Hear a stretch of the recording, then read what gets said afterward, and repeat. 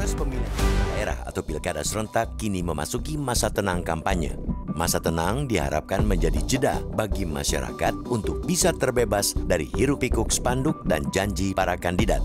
Masa yang digunakan untuk merenungkan kembali siapa kandidat yang layak mereka pilih dan mereka yakini membawa kebaikan bagi mereka.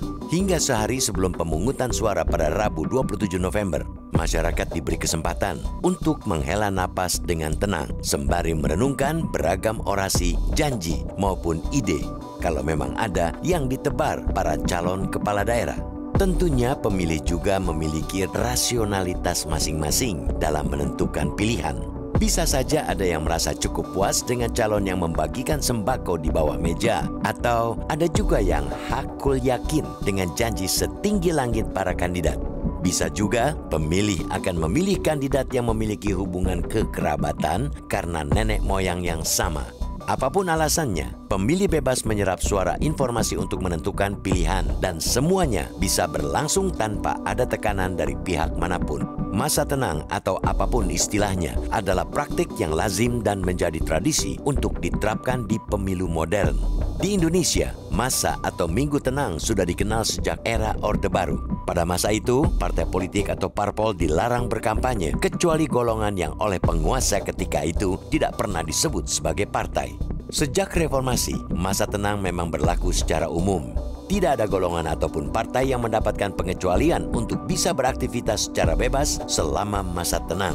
Bagi peserta pemilu, hormatilah hak publik untuk mendapatkan ketenangan. Jangan malah meningkatkan tensi atau intimidasi politik menjelang pemungutan suara. Masa tenang juga bertujuan untuk menghindari politik tidak etis atau praktik politik ilegal, seperti aksi bagi-bagi uang alias serangan fajar dan kampanye hitam terhadap lawan politik saat injury time. Masa tenang juga menjadi momentum untuk menciptakan level playing field yang setara. Semua kandidat memiliki posisi dan akses yang sama. Calon dengan sumber finansial melimpah atau dengan dana cekak akhirnya memiliki keterbatasan yang sama. Seperti sama-sama tidak bisa lagi memobilisasi penyebaran spanduk maupun alat peraga. Hanya sebaik-baiknya sistem, semua tergantung pada manusianya.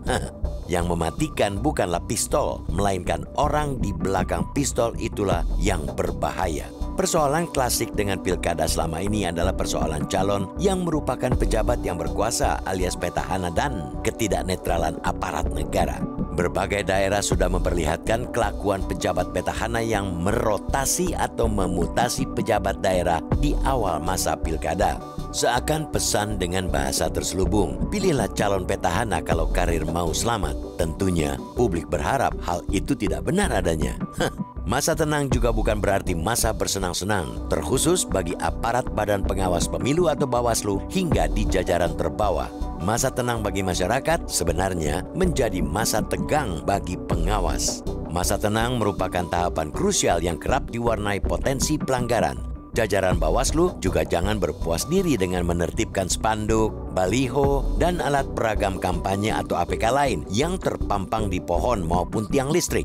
Bawaslu harus pasang badan untuk melindungi masyarakat agar bisa menjalani ketenangan dan terbebas dari intimidasi maupun serangan fajar. Jangan sampai Bawaslu ikut-ikutan masuk angin karena berjaga di kala fajar.